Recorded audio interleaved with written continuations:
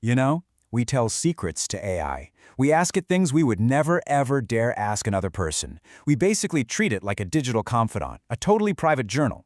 But something has gone horribly, horribly wrong.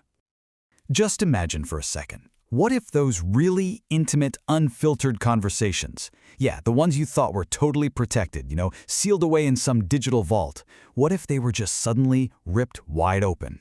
For literally anyone in the world to find, for anyone to read. And look, this isn't some hypothetical question, this is reality. It happened. Okay, so let's really get into this. For hundreds of thousands of people who were using Elon Musk's Grok AI, this exact nightmare scenario just became their life. You heard that right. Private chats full of deeply personal stuff were suddenly searchable on the biggest search engine in the world. Your private thoughts, your fears, your weirdest questions, all of it just laid bare for everyone to see. So, how on earth could something like this even happen? Well, the answer is actually pretty disturbing in its simplicity. It all came down to a single button. People thought they were just making a private link, something to send to a friend. But what was actually happening when they clicked that button was basically publishing their chat transcript for the entire internet. It created this huge gap between what users thought they were doing and what was actually going on. Now, some people are going to argue this is just user error. You see comments like this all over online forums, basically putting all the blame on people for not reading the fine print. The argument is, hey, the information was there, you just didn't bother to look. But then there's this side of it. I mean, does discoverable really mean anything to most people? This comment just nails the whole debate. Designers have a responsibility to use language that is crystal clear. When the stakes are this high, clarity isn't just a nice to have, it's absolutely fundamental. But here's the thing. This Grok incident isn't some isolated mistake. If you zoom out a little, you start to see a really troubling pattern that's emerging across the whole AI industry.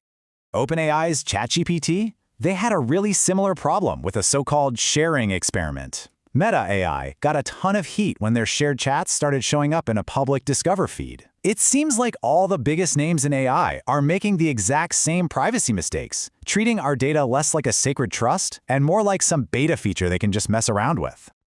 And the scale of this is just staggering. The estimates suggest that around 370,000 Grok conversations were exposed. Just let that number sink in for a second. That's potentially 370,000 private moments, vulnerabilities, and secrets all made public. Look, this isn't just about abstract data points on a screen. We have to talk about the human cost, the real-world danger when these kinds of leaks happen. This type of leak involves something called personally identifiable information, or PII. It's just a formal term for any data that can be used to figure out who you are, contact you, or find you. We're talking everything from your name and email right up to your medical history. So what kind of PII was in these exposed Grok chats? Well, pretty much the most sensitive stuff imaginable. We're talking about people asking intimate medical and psychological questions, talking about past traumas, even asking for help creating secure passwords. But it gets so much darker. Researchers found chats with detailed instructions for making drugs, building bombs, hot wiring cars, and even chats outlining assassination plots. And that's not being dramatic. This quote from one cybersecurity expert absolutely nails it. This isn't a single disaster that's over and done with. No, this is an ongoing crisis that shows a fundamental flaw in how we're building and using AI right now. It's really easy to feel powerless in all of this, but we're not. So let's talk about solutions. About the steps we can actually take to protect ourselves, and maybe more importantly, what we must demand from the companies building these tools. All right, here's the deal. You have to be proactive. First, just assume every AI chat you have could become public one day. Never share sensitive personal info. Second, just pause for a second and actually read what you're clicking on.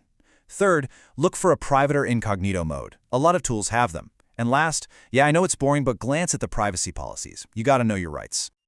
But you know what? The responsibility here shouldn't just fall on us. These companies have a massive role to play.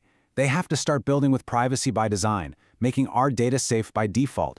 They need to practice data minimization, which is simple. If you don't need the data, don't collect it. And they absolutely must use clear language, run regular security checks, and make privacy a core, easy-to-use feature, not some hidden setting. And all of this leaves us with a pretty fundamental question. As we just sprint into this new age of AI, are we building a future where privacy is some luxury feature that you have to hunt for and turn on? Or is it a fundamental human right that we're just slowly, quietly giving away, one click at a time?